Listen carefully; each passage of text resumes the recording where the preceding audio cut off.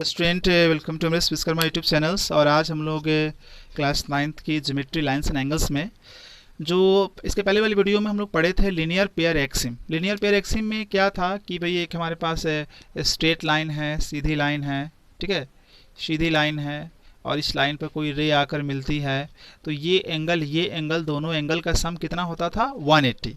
उसको बोलते थे लीनियर पेयर एक्सिम कहते थे। आज हम लोग क्या करेंगे, लीनियर पेयर एक्सिम का जस्ट अपोजिट करेंगे। अपोजिट यानी उसका कन्वर्स थ्योरम करेंगे। ठीक है, क्या कन्वर्स थ्योरम है कि अगर ये दोनों एंगल 180 हो जाएगा तो डेफिनेटली ये स्ट्रेट लाइन ही होगा। ठीक है, फिर से देखिए लीनियर पेयर एक्सिम क्या है कि अगर ये स्ट्रेट लाइन है तो इन दोनों का एंगल 180 होगा। अब इसका कन्वर्स कैसे कहेंगे, इसका जस्ट अपोजिट स्टेटमेंट क्या होगा कि अगर ये दोनों 180 है तो ये स्ट्रेट लाइन ही होगी। ठीक है, ये है। तो आइए इसको प्रूफ कैसे करेंगे देखते हैं। इसको प्रूफ कैसे करेंगे, तो इसके लिए हम यहाँ पर क्या करते हैं कि एक ए ओ पी लाइन बनाते हैं। ठीक है, एक रे इस पर देते हैं, पी रे है। सबसे पहले हमें लिखना पड़ेगा गिवन। क्या गिवन है, गिवन में लिखना पड़ेगा कि ए ओ पी और बी ओ पी दो पड़ोसी एंगल हैं। मतलब A O P and B O P are adjacent angles. ठीक है, एडजेसेंट एंगल्स हैं और इस तरह से हैं एडजेसेंट एंगल कि दोनों का सम कितना हो जा रहा है सच डैट कि A O P plus B O P कितना है 180 डिग्री है। अब हमें प्रूफ क्या करना है, प्रूफ करना है कि ये एक स्ट्रेट लाइन है A O B is a straight line, या ओ ए और ओ बी एक दूसरे के अपोजिट होंगे। O A and O B are opposite sides, ये प्रूफ करना है, अपोजिट साइड्स। तो इसके लिए हमें कंस्ट्रक्शन करनी होगी। कंस्ट्रक्शन क्या करनी होगी आइए समझते हैं। कंस्ट्रक्शन में ये करना होगा कि हमें तो भाई ये प्रूव करना है कि A O B straight line है, तो हम एक मानेंगे, हम यहाँ पर मान लेंगे कि हमारे पास एक स्ट्रेट लाइन है। इफ़ पॉसिबल, हम ये मानेंगे यहाँ पर, if possible let A O B is, मान लिया कि स्ट्रेट लाइन नहीं है, A O B is not a straight line, not a straight line. हमने मान लिया कि A O B straight line नहीं है तो भाई हमें एक स्ट्रेट लाइन बनानी होगी खुद से। Then produce O U, then produce A O to see such that AOC is a straight line। देखिए स्टूडेंट, हमने ये मान लिया कि ये स्ट्रेट लाइन नहीं है। तो जब ये स्ट्रेट लाइन नहीं है तो हम क्या करते हैं कि इसको स्ट्रेट लाइन बना देते हैं।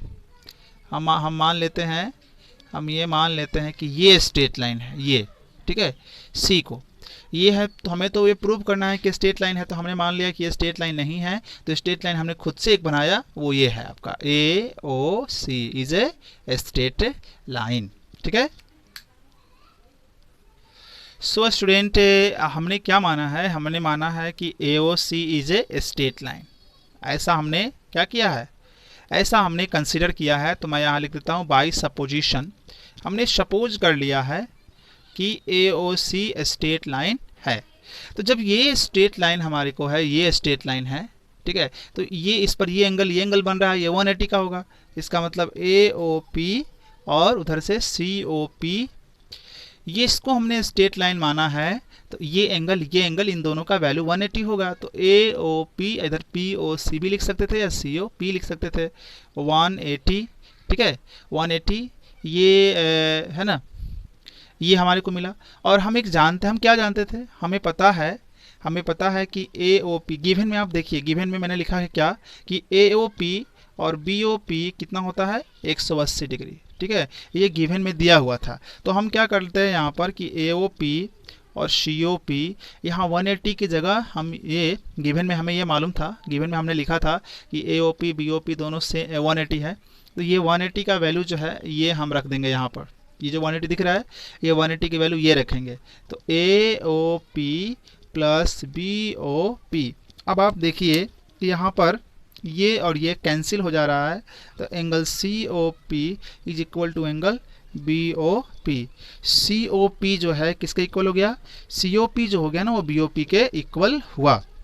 इसका मतलब हम ये समझ रहे हैं, इसका मतलब ये कि ये था आपका ए ओ और ये बी, ये पी, और यहाँ से हमने ड्रॉ कर दिया था सी।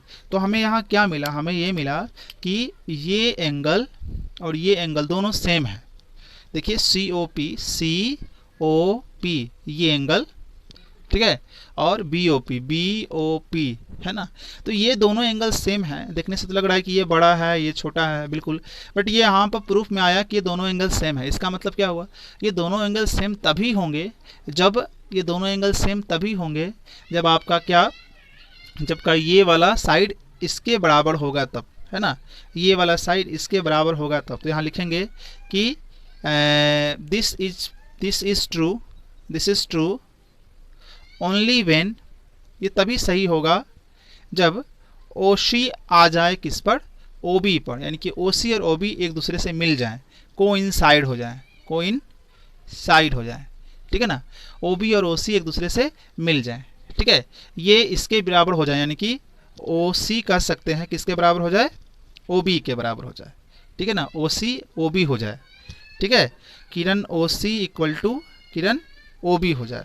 और हमने क्या माना है, हमने क्या सपोज किया है, हमने सपोज किया था कि AOC is a straight line, suppose किया है ना, माना है, हमने माना है कि AOC स्ट्रेट लाइन है, तो A और OC किसके बराबर हुआ, OB के, तो यहाँ कर देंगे OB is a straight line. इससे ये प्रूफ हुआ कि अगर ट्रेंगल पर अगर हमारा एंगल को जोड़ने पर 180 हो रहा है तो ये स्ट्रेट लाइन बिल्कुल होगा, ठीक है।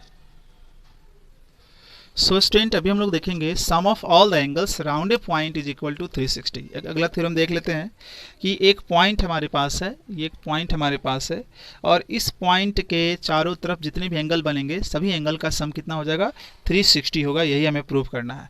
तो मैं एक रे यहाँ से पास करा देता हूँ ए, ठीक है, एक रे यहाँ से, ये पॉइंट ओ मैं दे रहा हूँ, एक रे यहाँ से पास करा दे रहा हूँ बी, ठीक है, एक दूसरा रे यहाँ से पास करा दे रहा हूँ सी, ठीक है ना, सी, और एक रे मैं यहाँ से पास करा दे रहा हूँ इधर से, या चलिए इतनी रहने दीजिए।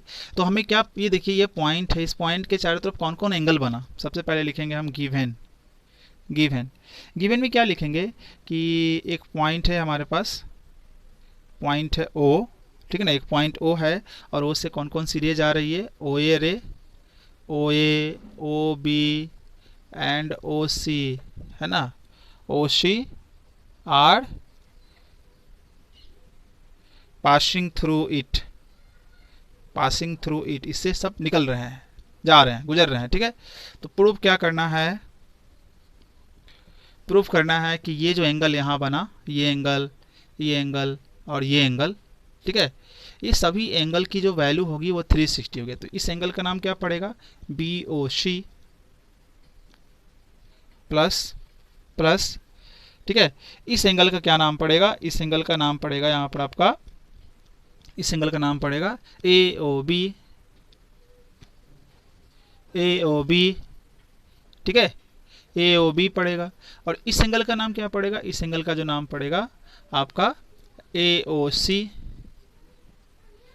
इस सब का वैल्यू कितना प्रूव करना है, 360 हमें इसका वैल्यू प्रूव करके लाना है, ठीक है।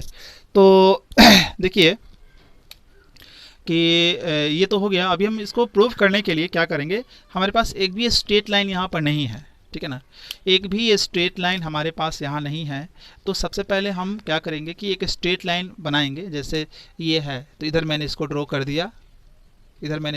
दिया, और यहाँ मैंने कर दिया D, तो ये हमारे पास एक स्ट्रेट लाइन यहाँ पर बन गया। तो यहाँ लिखेंगे